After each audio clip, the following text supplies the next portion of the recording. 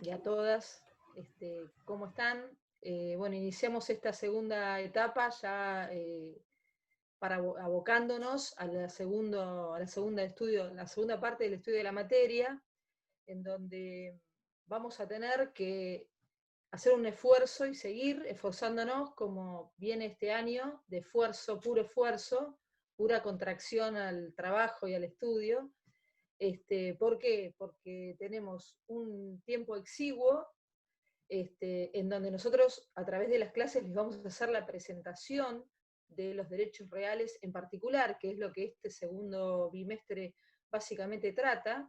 Ustedes han visto la teoría general de los derechos reales hasta dominio, y ahora hay un gran desafío por delante, que es ver en este bimestre una gran cantidad de contenidos que tienen que ver con los derechos reales en particular, básicamente. ¿Qué es lo que yo les voy a recomendar? O sea, voy a hacerles una recomendación y después vamos a empezar a tratar el derecho real de superficie y les comento cuál es el abordaje que pensé, pensando ya no solo en la enseñanza, en el aprendizaje que ustedes hagan y por supuesto en el momento de la evaluación. Lo primero que les recomiendo es que tengan una metodología y que sigan teniendo la metodología de ustedes construir su propio material de estudio. Tienen la experiencia previa de la evaluación oral, con lo cual ustedes saben que el tiempo es exiguo, a veces en la oralidad, entonces la pregunta se circunscribe mucho a lo puntual, a la pregunta de código, queda poco espacio a veces para los antecedentes, por una cuestión de tiempo y la cantidad de estudiantes que quieren rendir.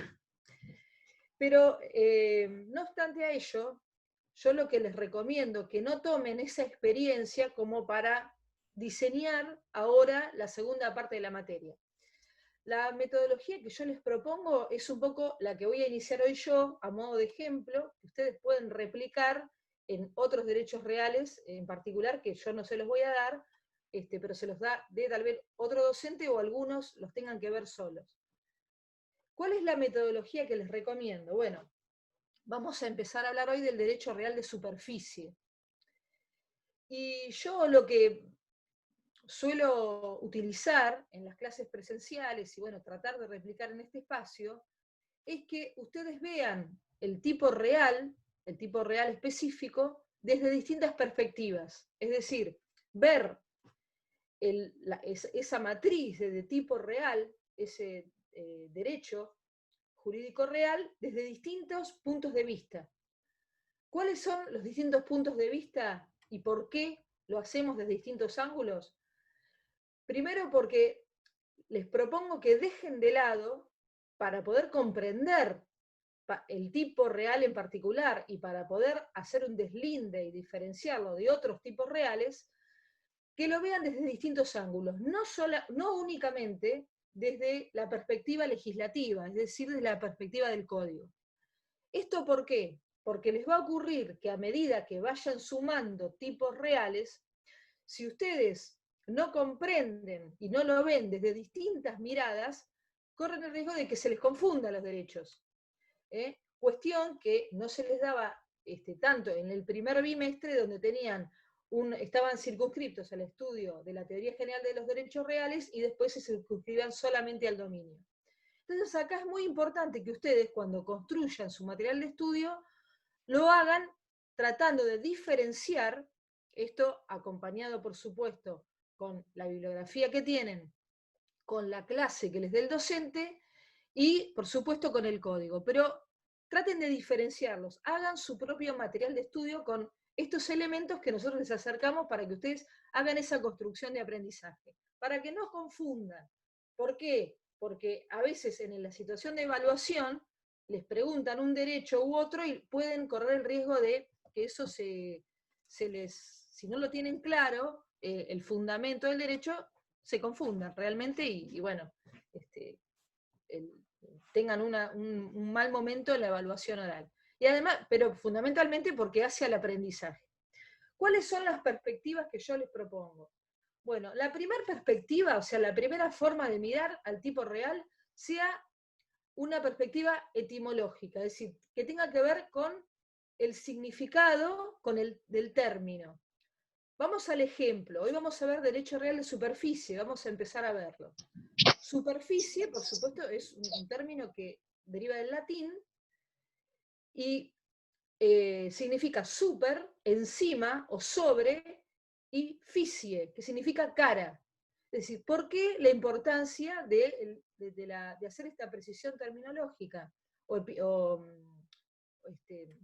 vinculada al término superficie? Bueno, la precisión tiene que ver porque nos da una idea de contenido, nos da una idea de qué es lo que quiere significar el término superficie, por ejemplo, como cuando vieron dominio, para hacer un parangón entre lo que ya vieron y lo que falta ver, y porque además les da una idea, es decir, una idea de lo que implica el derecho de superficie, y vamos a hacer un ejemplo, no tengo el pizarrón, pero vamos a suponer que este es el objeto, o el cual vamos a estudiar, que es el derecho de superficie, y tenemos super, sobre, encima, y ficie, cara. O si lo quieren así al revés, super, encima o sobre, ficie, cara.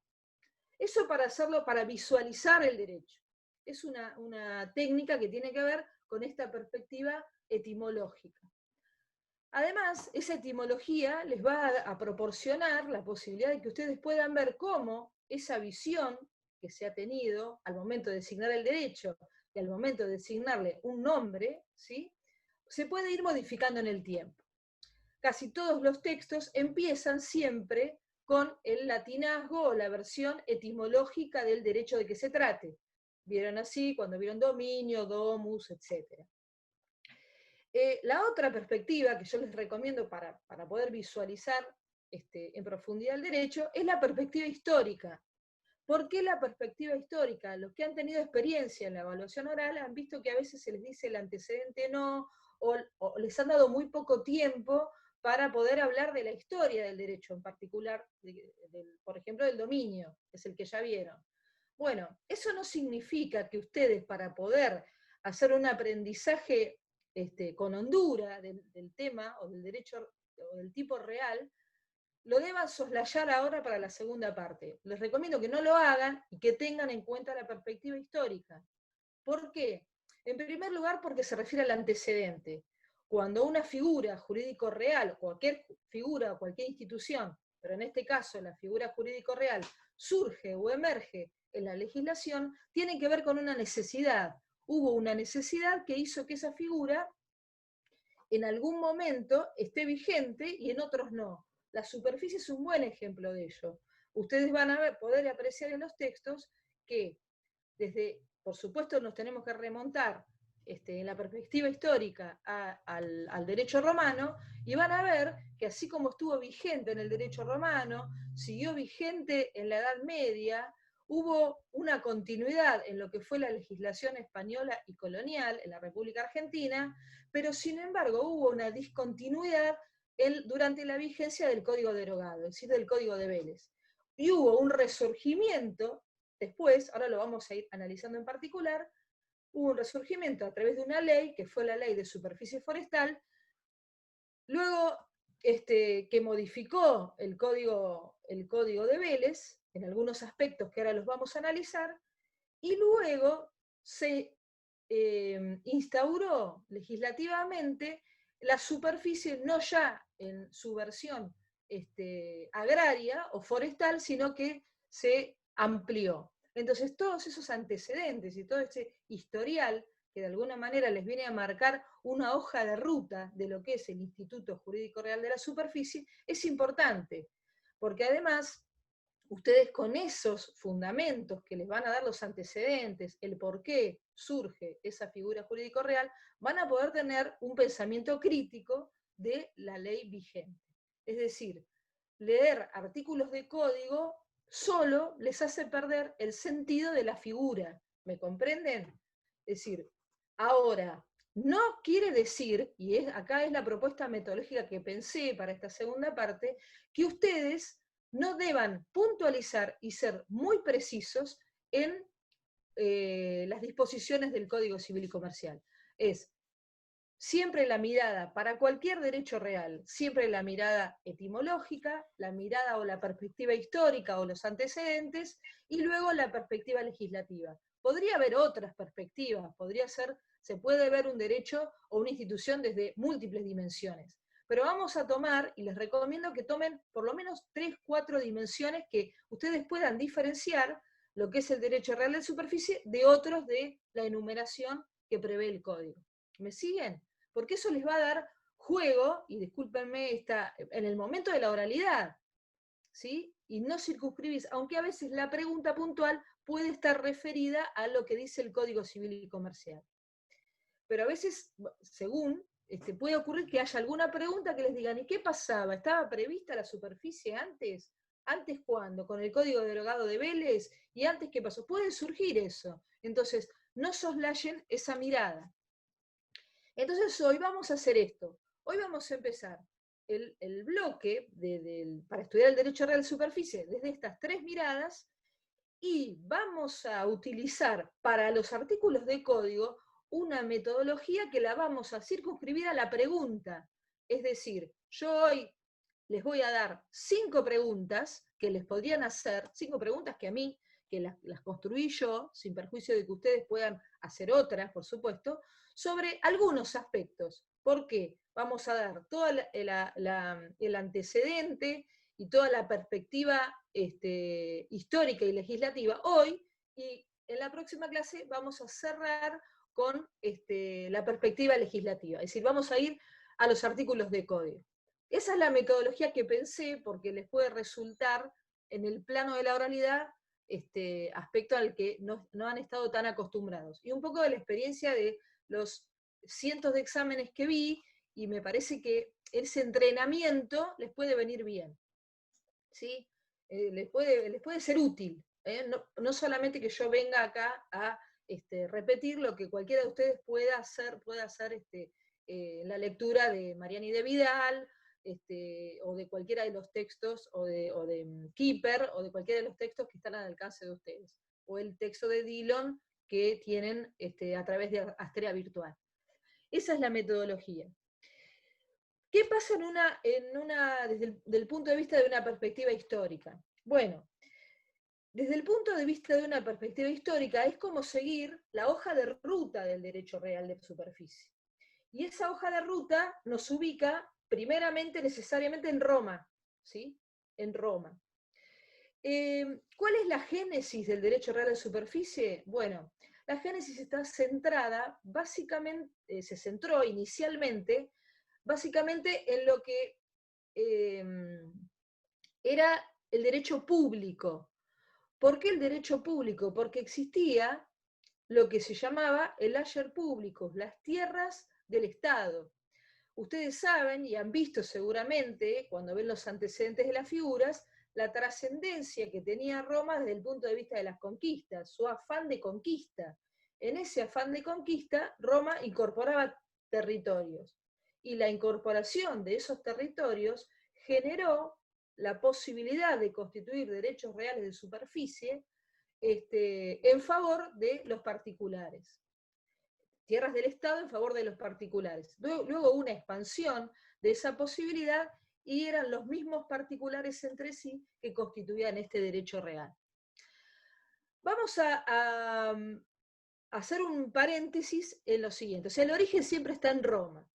Primero, desde el punto de vista del derecho público, y después ya en la época del emperador Justiniano, año 527 después de Cristo, se consagra el derecho real de superficie como un derecho real sobre cosa ajena, ¿sí? O sea, ya en el ámbito como un derecho real. Al principio no, cuando se trataba del derecho del ager públicos, eran concesiones que hacían los municipios, ¿sí? O el Estado en favor de los particulares. Y se utilizaba esa modalidad, la modalidad de la concesión. Ya para la época de Justiniano, eso se modificó y se trataba de un verdadero derecho real sobre cosa ajena. La segunda evolución que tuvo es haciendo un poco una aceleración en esta cronología que vengo haciendo, es lo que ocurrió y cómo llegó a nuestro derecho a través de lo que fue el derecho colonial español, es decir, el ingreso de la figura a través del derecho previo a la vigencia del Código Civil. Ustedes ahí enlazan, por supuesto, lo que estoy diciendo con los conocimientos que tienen de historia, ¿sí? Que han visto. Previo a nuestro derecho, la vigencia del Código Civil, teníamos la vigencia del derecho colonial español. El derecho colonial español previó y contemplaba la existencia del derecho real de superficie. Estaba contemplado la superficie y lo que se llamaba el censo enfitéutico. Estas dos figuras que se contemplaron en el derecho español estuvieron y se aplicaron en nuestra región, en nuestro país, antes de la vigencia del Código de Vélez. ¿Qué pasó con el codificador? Con Vélez Sarsfield. Bueno, Vélez Sarsfield, y acá es donde viene, acá presten mucha atención porque es donde viene toda una dinámica que va después a tener mucha incidencia en el código actual, o sea, en el código de Vélez y en el código actual. El Vélez Sarsfield no admitió ni la enfiteusis ni el derecho real de superficie. No solamente, si bien consideró que estaban vigentes antes de 1869, que es la entrada en vigencia del Código Civil y Comercial velezano, directamente y expresamente prohibió su incorporación. Vamos a ir a algún artículo, a una nota, donde Vélez Sarsfield justamente refiere a la prohibición y a los motivos y al fundamento de por qué no considera,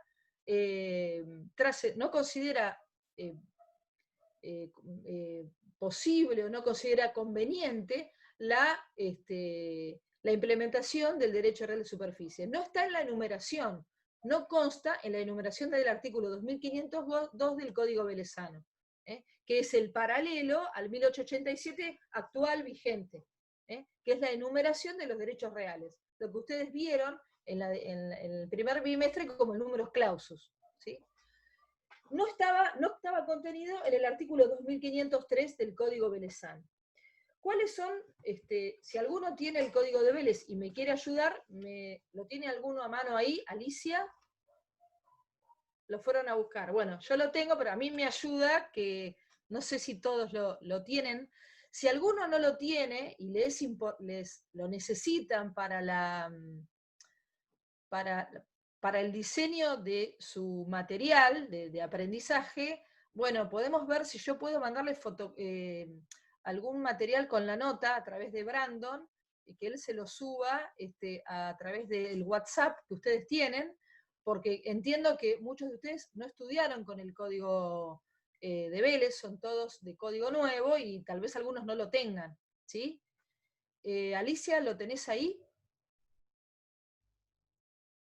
No escucho, no la escucho, Alicia. Sí, ahora. El 2503.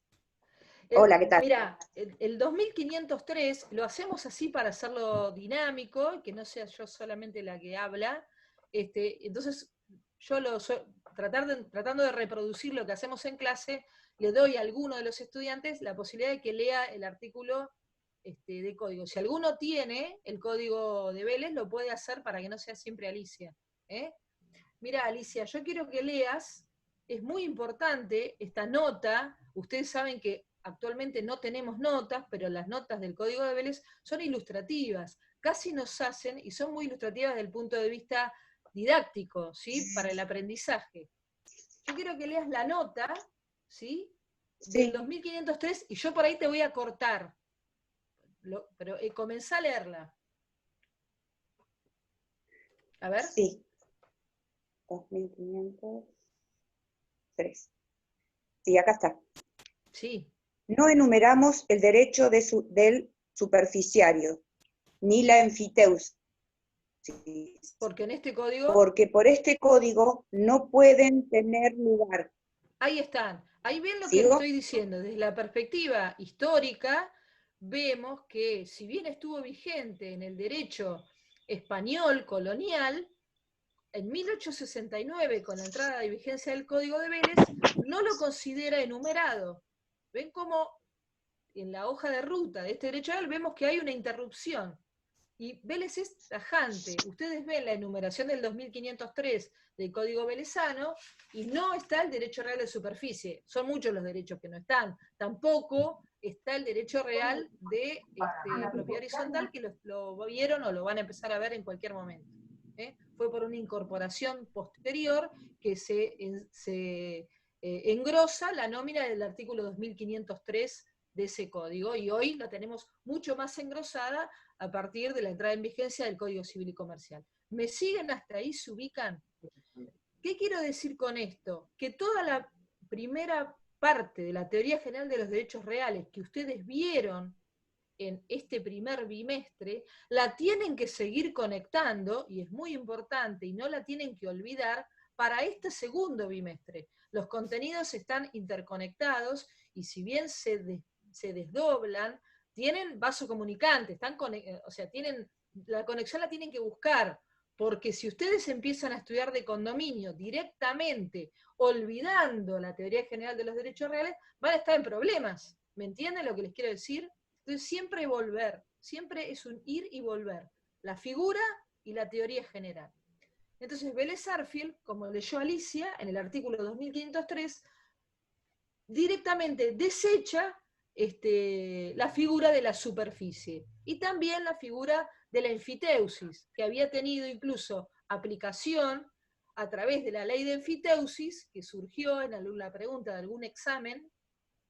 Generalmente estas preguntas las hace el profesor titular, la ley de enfiteusis de la época de Rivadavia, 1826-1827, que tuvo lugar y que ustedes lo deben haber visto en historia, cuando se tratan el tema del empréstito de la Baring Brothers. ¿Recuerdan esto? La ley de enfiteusis, que estaba vigente y que después se derogó. Entonces, sigamos, Alicia. ¿Por qué Vélez rechaza la aplicación de la superficie? A ver. Bueno, el derecho del superficiario, ¿se escucha? Alicia, salteate una parte y anda donde dice suprimimos el derecho enfiteutíco. En la otra página debe estar. Si no, lo leo yo, para no perder tiempo. Lo leo yo, Alicia, deja. Suprimimos también del derecho enfiteutíco, o lo que en España se llamaba censo enfiteutíco, y, perdón, más abajo. Entre nosotros ha existido la experiencia que ha demostrado que las tierras enfiteuticos no se cultivan ni se mejoran con edificios. Suprimiendo la enfiteusis, evitamos los continuos y difíciles pleitos que necesariamente trae cuando es preciso dividir nuestras leyes de sucesión y el derecho enfiteutíco y el derecho del señor directo. Tanto la enfiteusis como la superficie, la nota es muy larga, por eso un poco desisto de leerla en su totalidad, sino que pueden remitir a ella cuando estudien el tema. Vélez Sarsfield las elimina. ¿Por qué? Porque es el mismo criterio sostuvo con respecto a la propiedad horizontal.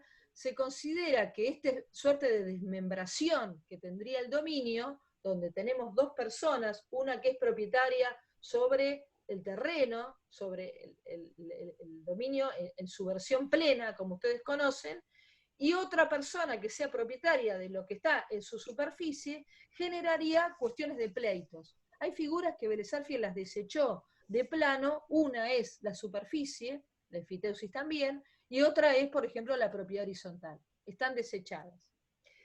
¿Qué ocurrió? No las nombra en el artículo 2502 y la prohíbe expresamente en el artículo 2614, que es el artículo referido a restricciones y límites al dominio, ¿sí? Que ustedes vieron límites al dominio con el Código Civil y Comercial. En el 2614, si lo tenés, Alicia, ahí, Sí, lo leo. Sí, por favor. Vélez Sarsfield expresamente lo prohíbe al derecho real de superficie. A ver. Bueno, los propietarios de bienes raíces no pueden constituir sobre ellos derechos enfiteutíticos, ni de superficie, ni imponerles censos, ni Listo. rentas que se extiendan. Está bien, Alicia. Ven cómo expresamente lo prohíbe. ¿Qué ocurre con los códigos decimonónicos? ¿Cuáles son los códigos decimonónicos para que ustedes, cuando lean en los textos, sepan qué es esto decimonónico? Son los códigos del siglo XIX. Los códigos del siglo XIX hacen un silenciamiento de la figura de superficie. No se refieren prácticamente a la figura superficiaria. Hay una ausencia. Los antecedentes del Código Velezano, el Código de 1804 francés, el Código Napoleónico, silencia respecto de la posibilidad de incorporar la superficie. Otros, el esbozo de Freitas, fuente también directa en la elaboración del Código Civil de Vélez, tampoco contempla la superficie y solamente hay algún antecedente ahí en el Código de Austria que sí la contemplaba. Es decir, los códigos del siglo XIX en general no lo contemplan. Vélez Sarsfield no fue ajena a esa postura y en 1869, ya pasado la mitad del siglo XIX, tampoco lo contempla, no la contempla. Y la prohíbe expresamente como leyó recién Alicia. ¿Qué pasa en el siglo XX? O sea, vamos viendo en esta evolución histórica que hay cosas que empiezan a modificarse. Bueno, en el siglo XX hay un cambio rotundo. Se empieza a ver que algunas figuras jurídicos reales pueden ser la solución para cuestiones complejas o diferentes. Y empieza a haber un auge por el cual se comienza a legislar a favor de la incorporación de la figura de la superficie. Eso es un movimiento que empieza a ver a nivel legislativo y que trata de incorporarla. Y esto tuvo un escenario a nivel internacional en la historia de la superficie, en países que habían sido fuertemente golpeados por la guerra mundial, concretamente la Primera Guerra Mundial, que fueron reconstruidos a través de la figura de la superficie. Y uno de esos países fue Alemania. ¿Sí? Alemania se reconstruyó luego de la Primera Guerra Mundial, tomando como base la figura jurídico real de la superficie. Entonces ven cómo esas líneas en esa hoja de ruta de una figura jurídico real, no solo en el plano nacional y en el plano internacional, cómo empiezan a haber distintos criterios. Y algo que no fue utilizado, que fue descartado, se ve en un momento como una ventaja o como una oportunidad. ¿Sí? Un código ya posterior al código velezano que contempla esta figura y que fue base y fundamento de nuestro Código Civil y Comercial actual fue el Código Italiano del 42. ¿Sí? El Código Italiano es un código de mediados del siglo XX que incorporó la figura de la superficie y el Código Civil y Comercial actual lo toma como fundamento, lo toma como base. ¿Qué es algo más que, por qué? Algo importante que les podría llegar a preguntar y lo tienen que saber, y que algo ustedes saben de la primer bimestre. ¿Por qué razón Vélez Sarsfield no había incorporado, además de todas estas cuestiones que tienen que ver con la perspectiva histórica, por qué no había incorporado la figura jurídico real de la superficie? Porque Vélez Sarsfield también era adepto a un principio que es el principio de accesión. ¿Alguien recuerda qué es el principio de accesión? ¿Alguien recuerda?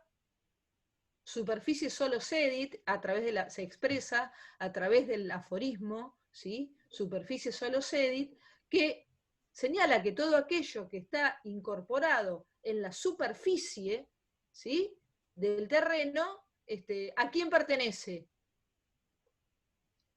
Al dueño del terreno. Al dueño del lugar. A ver, O sea, Pamela, que te veo acá, te tengo acá, al Pamela, y te propietario. voy a sentir. Al Decime, propietario. Pamela. Al propietario. ¿Se escucha? Al propietario. Vélez Sarsfield está en su visión muy arraigado al principio de accesión, al principio superficie solo cedit, que al considerar que el territorio o la propiedad territorial es lo principal, ¿sí?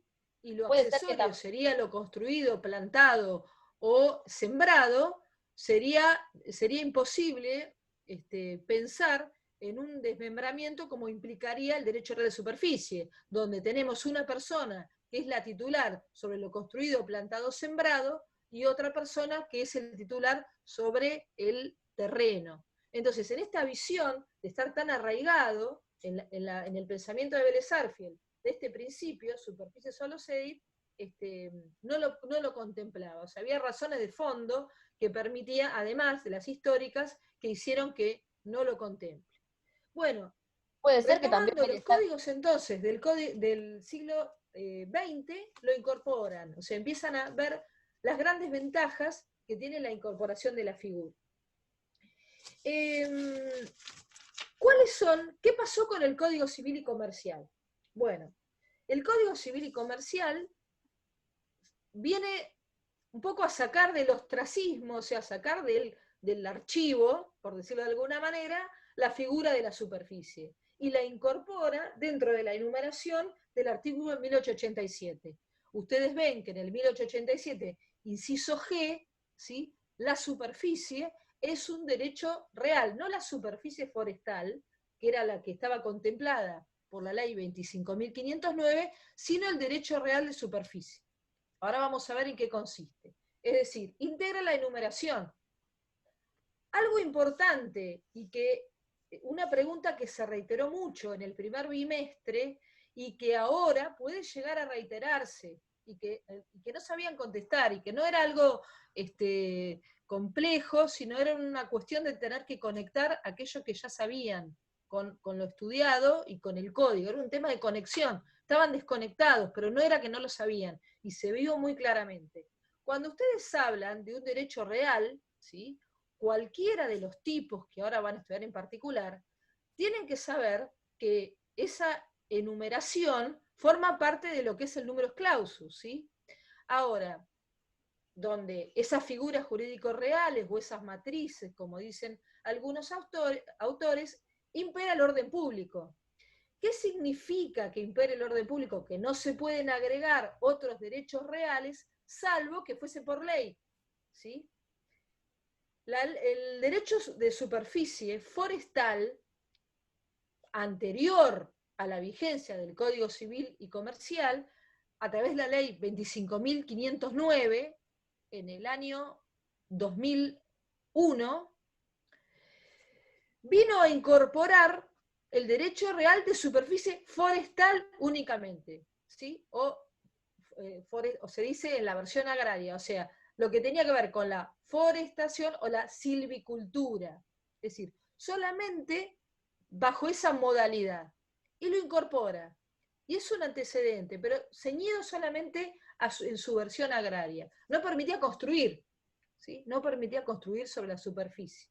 Sí, sembrar o cosechar, y en este caso tenía que ver con la forestación, o la posibilidad de forestar, pero no permitía construir. El artículo el Código Civil y Comercial viene a introducir el derecho real de superficie en sentido amplio, viene a engrosar y viene a través del inciso G a contemplarlo y a incorporar este nuevo derecho en la nómina, y todo lo que hace, y acá va algo importante, la estructura,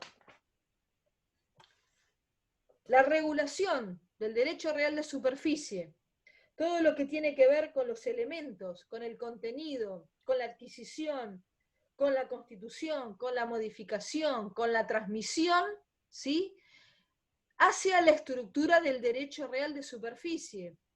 Está impregnado o atravesado o permeado por el orden público, y los particulares no lo pueden dejar de lado. Esa es el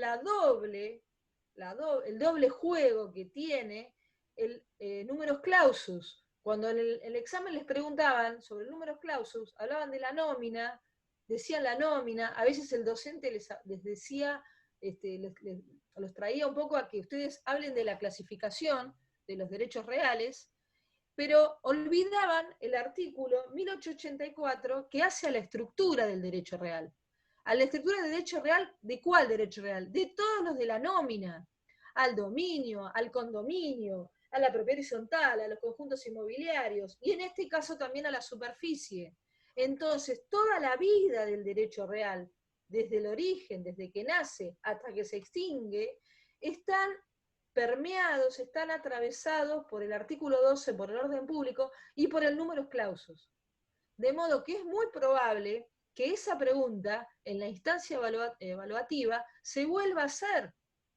¿Me entienden lo que les quiero significar con esto? No olviden esos artículos y profundícenlos.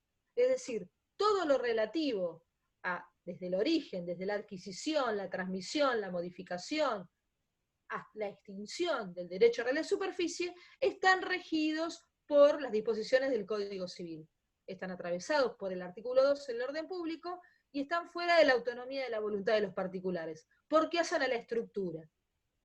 Esa es la primera aclaración. Y así se repite con el resto de los derechos reales, con el condominio y con el resto también. Esta lógica o esta conexión la tienen que volver a hacer. ¿Me comprenden lo que les quiero decir? Con todos y cada uno de los derechos reales en particular. ¿Qué pasa con la propiedad horizontal? Que antes estaba regulada, si no me equivoco, en otra ley. Pamela, me estás hablando vos, ¿no? Sí. Bueno, a mí me cuesta un poco esto del Zoom también, así que sí, es un poco raro, pero decime.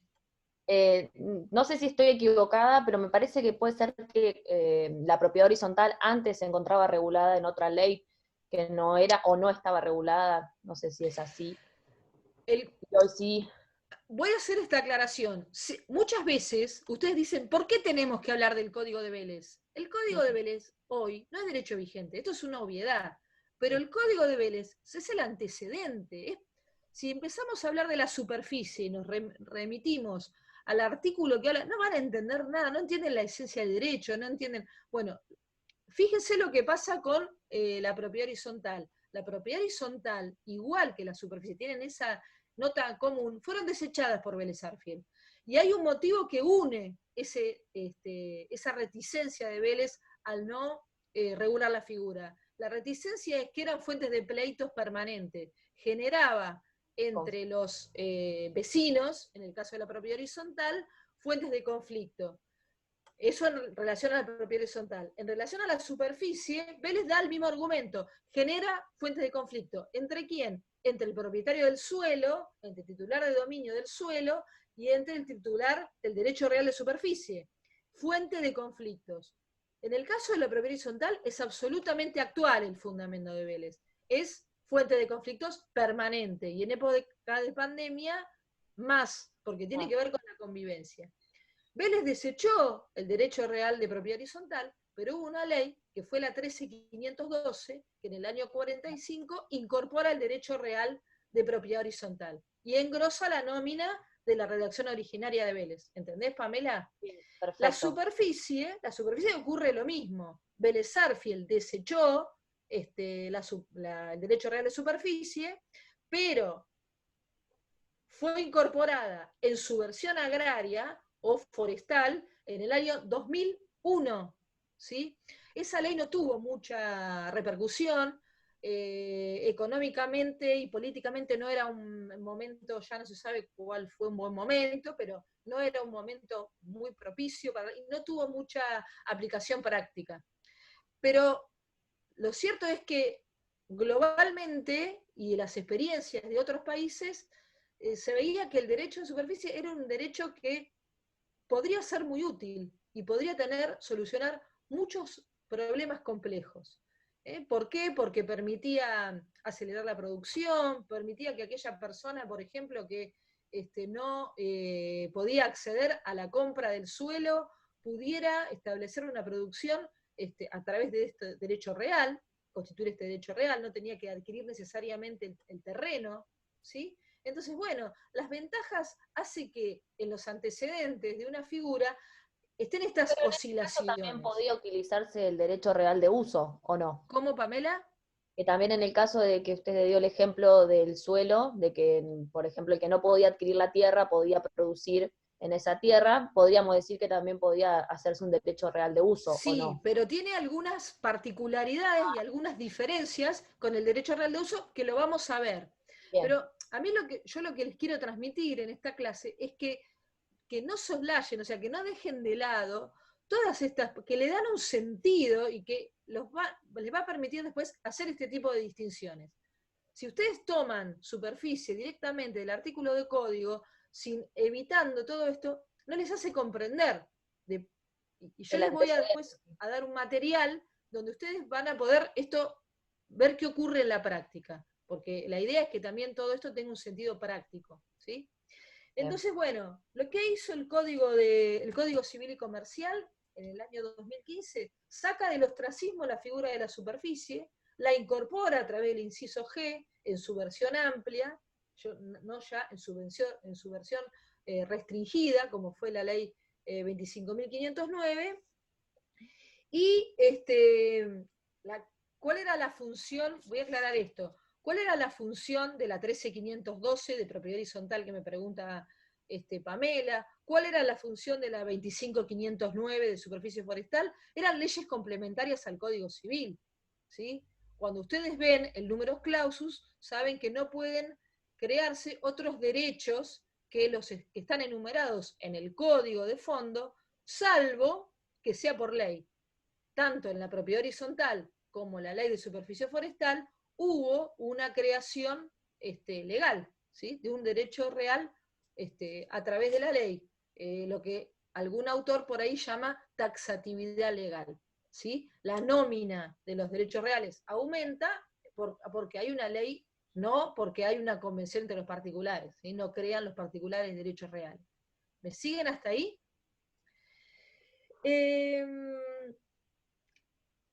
¿Cuál es Vamos a hacer una pequeña presentación de lo que dice el Código Civil en relación al derecho real de superficie y de qué se trata el derecho real de superficie. En primer lugar, los autores dicen que se trata de un derecho bifronte. Eso lo dice un autor que es Alterini, pero tiene dos frentes o dos caras o dos posibilidades de ser mirado. Un frente que tiene que ver con el derecho a plantar, construir o sembrar en terreno ajeno. El derecho a construir, plantar o sembrar en terreno ajeno. Ese es un frente, ¿sí? El derecho a plantar, forestar o sembrar o construir. Y el otro frente está vinculado a el derecho real de superficie sobre lo plantado, sembrado o construido. Es decir, uno el derecho a plantar, construir o sembrar en territorio de otro, en tierra de otro, y otro es el derecho de la superficie que recae sobre aquello que se plantó, se sembró o se construyó. Son dos frentes que tiene el derecho. ¿Y cuál es el efecto esencial o el efecto característico que genera el derecho real de superficie? Es que hay una coexistencia de derechos reales. Coexisten dos derechos reales. Coexiste el derecho del titular del derecho real del terreno, ¿sí? De dominio, coexiste el derecho, repito, del titular de dominio, y coexiste el derecho del titular del derecho real de superficie. O sea que el efecto esencial sería ese, la coexistencia de derechos.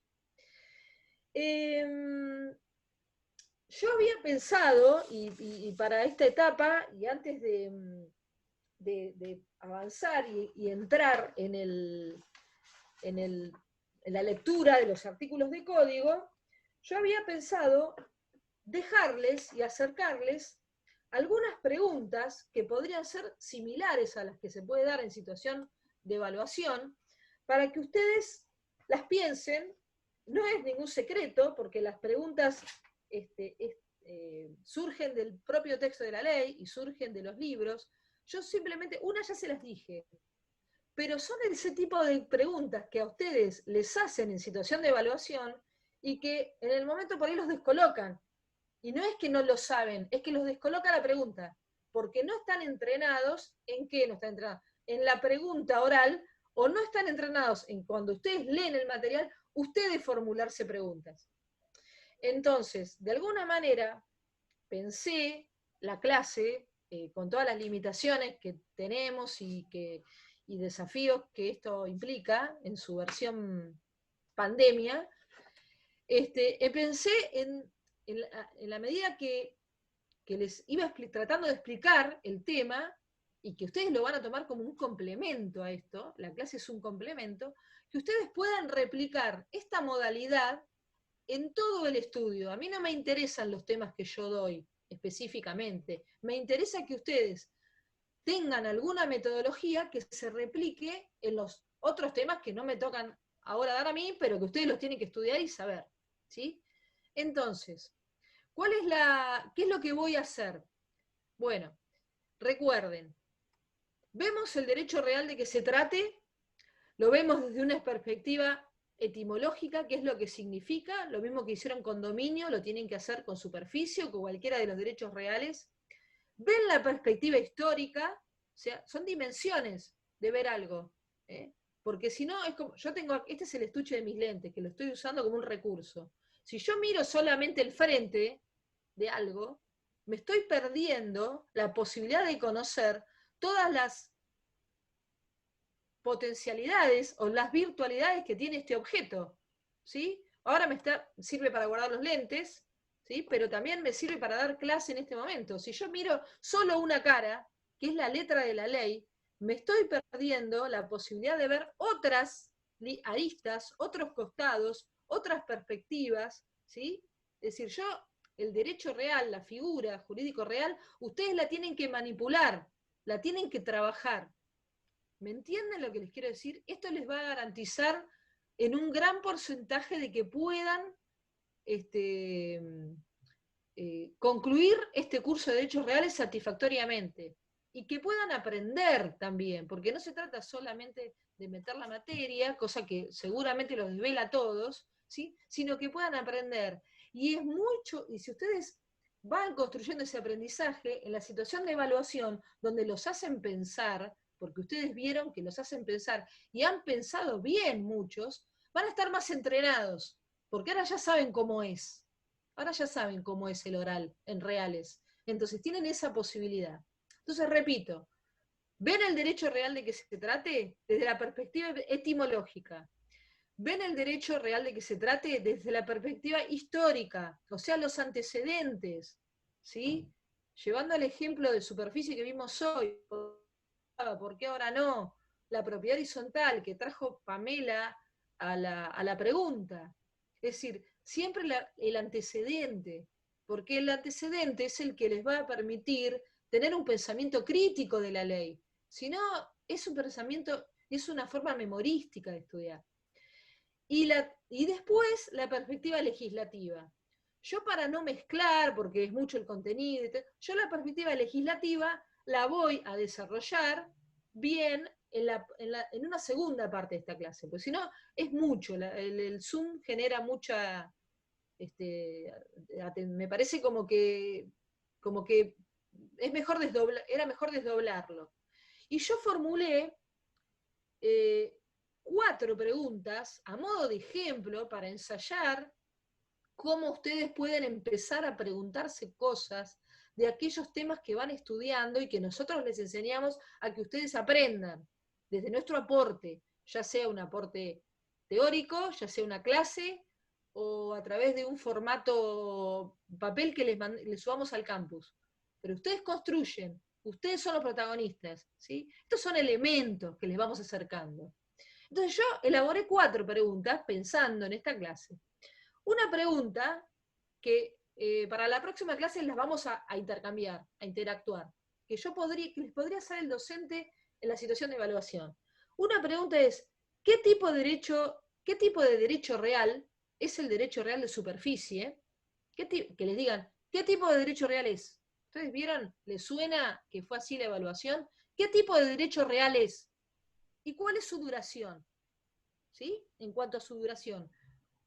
Esa es una pregunta, se las dejo. Si las pueden, o ahora se las mando a Brandon para que se las suba a través del WhatsApp, mejor. ¿Sí? Es decir, ¿qué tipo de derecho real es la superficie y cómo en cuanto a su duración, esto está en la ley. Pero una cosa es qué dice la ley y otra cosa es preguntarlo así. ¿Sí? ¿Qué tipo de derecho real es la superficie en cuanto a su duración y cómo se constituye? En la situación de examen les dicen cómo es el derecho real en cuanto a su duración y cómo se constituye. Y ustedes tienen que responderlo. Entonces, empezar a construir el examen desde ahora. Cuando estudian, construyen el examen. Y no, leo y recuerdo. Porque eso, pasado mañana, se lo olvidaron. ¿Sí? Entonces vamos a construir la evaluación y el aprendizaje a través de la pregunta. Ahora después se las mando, son 4. La segunda, ¿cuál es el efecto propio de la superficie? Característico propio de la superficie.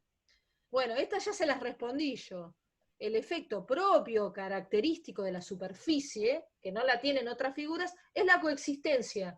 Tenemos la coexistencia del titular del derecho real de dominio con la coexistencia del titular del derecho real de superficie. ¿Sí? Uno es propietario del terreno y otro es propietario de lo plantado, sembrado, construido en un espacio en particular. ¿Me entienden? Hay coexistencia.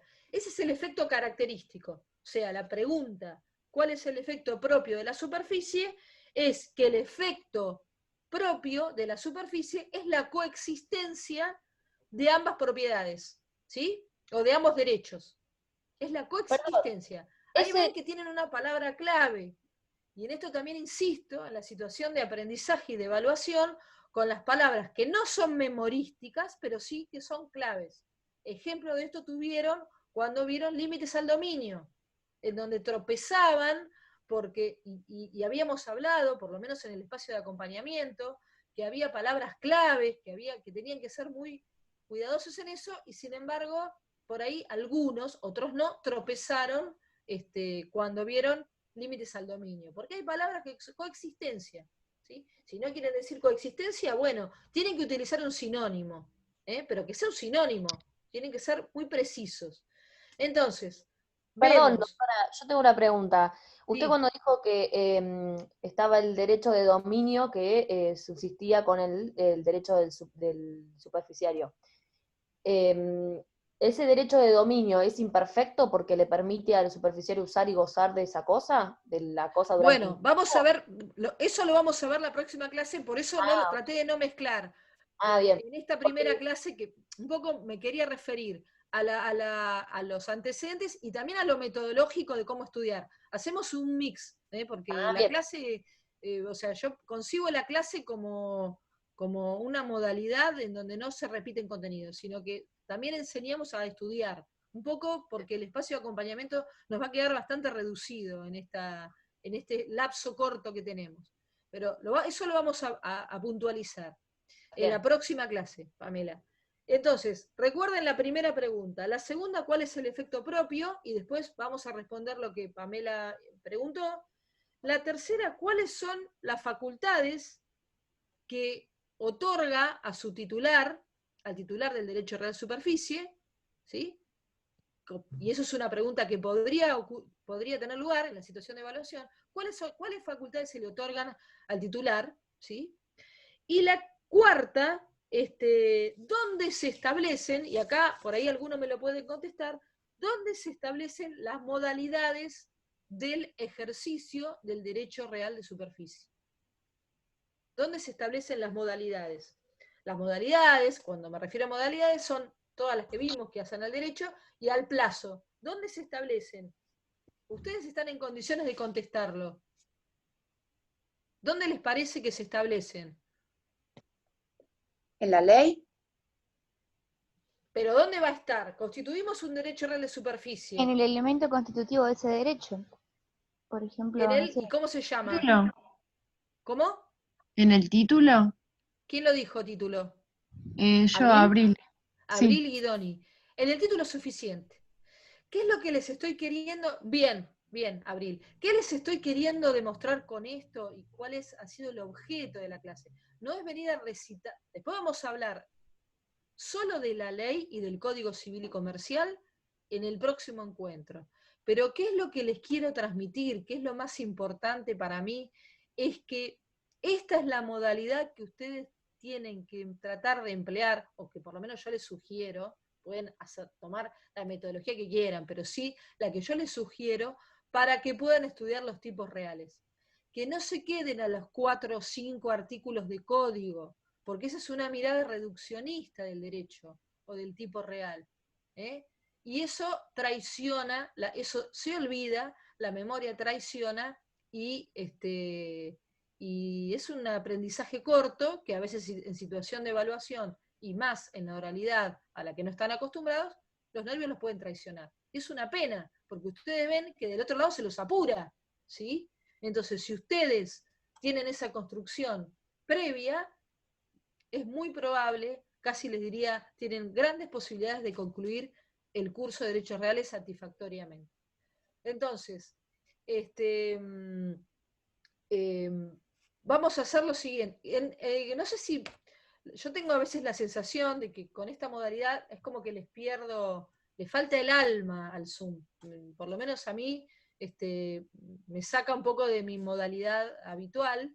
Entonces, yo no sé si a veces llego a ustedes, o si logro llegar, o si se entiende de todo lo que les quiero decir, si pueden sacar algo en limpio. Entonces, yo hago mucho hincapié en la metodología, porque me parece que eso es lo que les va a dejar algo y lo que les va a servir. Entonces yo voy a cerrar hoy esto y les digo lo que vamos a hacer yo en la próxima clase. Vamos a hablar de los artículos de la ley, vamos a utilizar la pregunta como modo de aprendizaje para ya adelantarnos al entrenamiento para la situación de evaluación. Y yo voy a cerrar la próxima clase el tema de superficie. Ya vimos hoy toda la historia, muy rápidamente, y les pido disculpas porque reconozco que a veces no tenemos quizás en un tiempo más, ya espero que no sea así, que el Zoom sea una herramienta más, pero nos quita a veces esa cosa de la espontaneidad de la clase presencial. Pero bueno, yo les quise hacer un raconto muy veloz. ¿Qué tienen que hacer con todo este raconto que yo les di? ¿Lo tienen que copiar y repetir y escucharme a mí? No.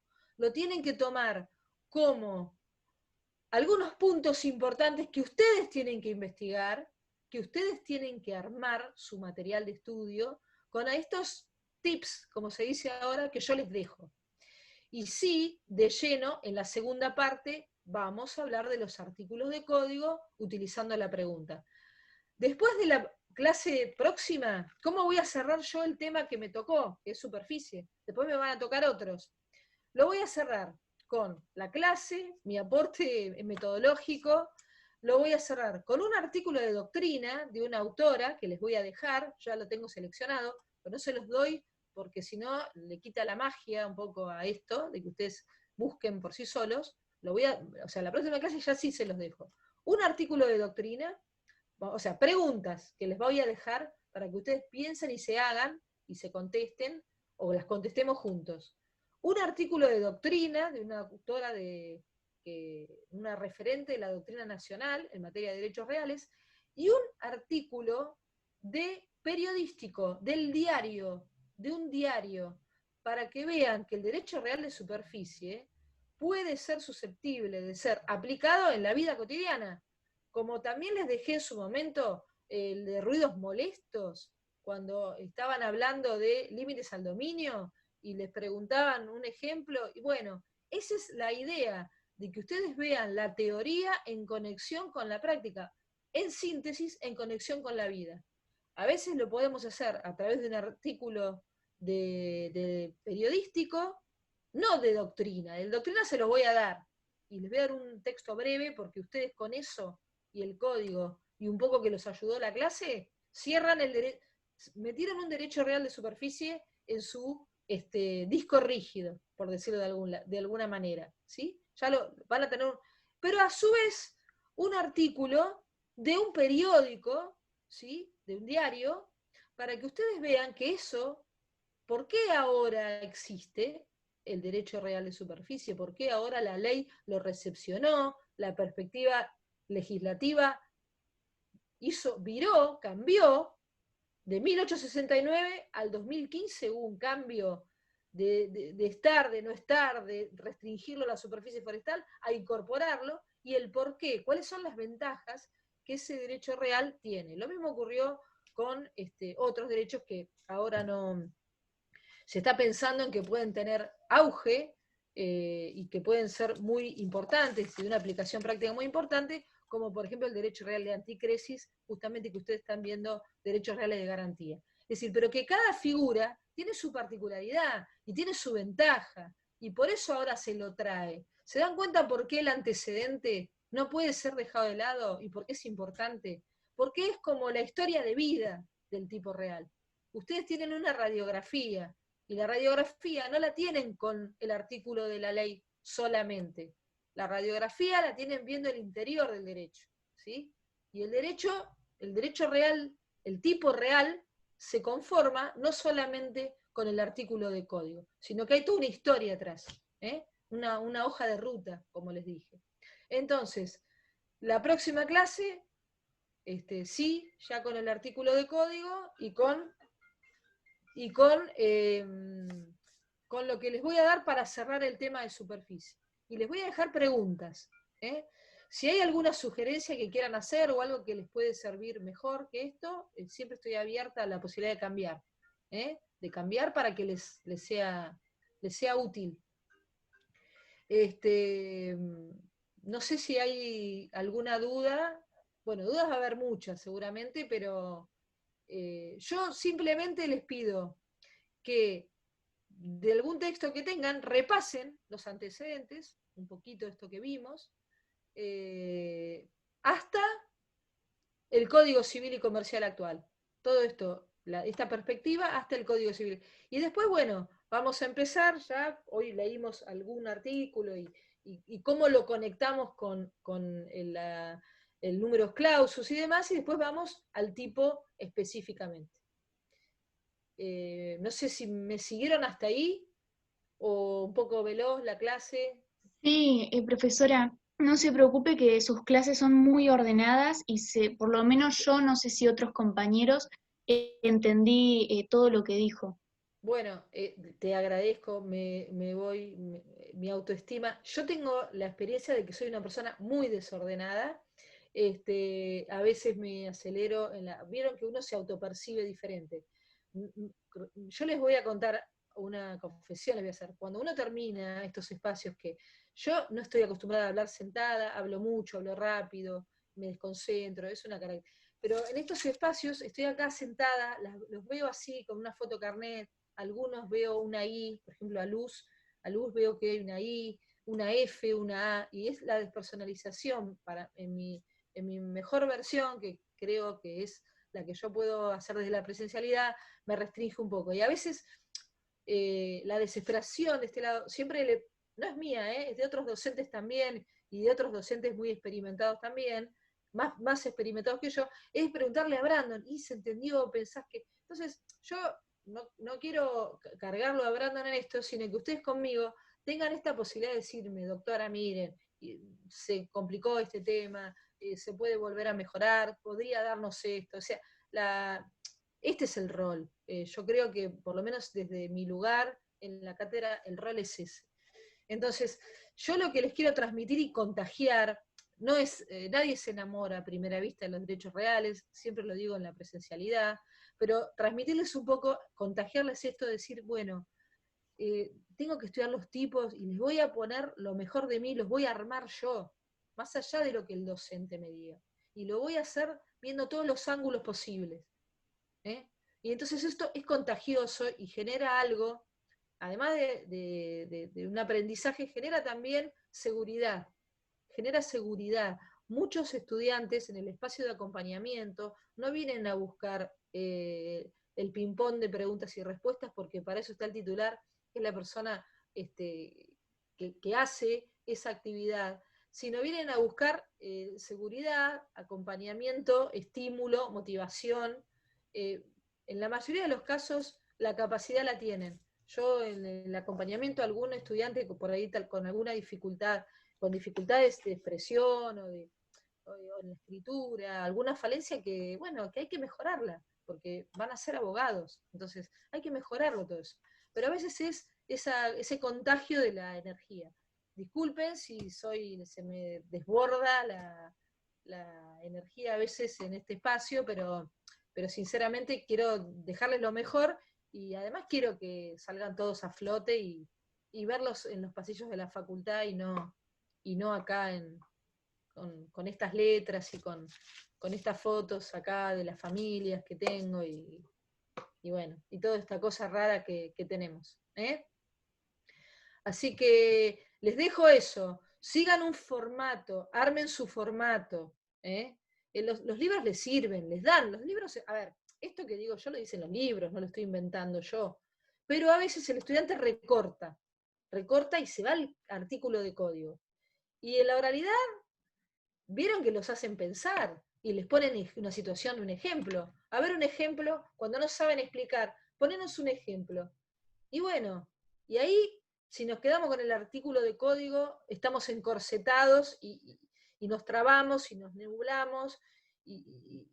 Entonces, me parece que, entonces, les dejo la clase en mi versión más COVID-19, les voy a acercar, la próxima vamos al código, a la perspectiva legislativa, les voy a acercar el artículo de doctrina, les voy a acercar una noticia periodística y les voy a acercar preguntas, para que ustedes ensayen y repasen. En los derechos reales que yo no voy a dar, esa metodología la tienen que replicar ustedes, ¿sí? La tienen que replicar ustedes. Y con eso me parece que van a andar muy bien, y van a poder cursar familia en el segundo cuatrimestre. Es lo que les deseo a todos. Y bueno, si hay algo en particular, siempre por la vía de la conexión particular o individual, me pueden escribir, me pueden conectar, siempre me encuentran. Ahí Brandon sabe que no tengo limitaciones para eso y que trato, y si alguna veces me queda colgado es por la cantidad de veces que hay de gente que pide asesoramiento, o preguntas o lo que fuera. Bueno, chau, un beso grande y nos vemos Chao. la Chao, próxima. profesora, Chao, gracias. gracias. Hasta luego. Chau, profe, saludos.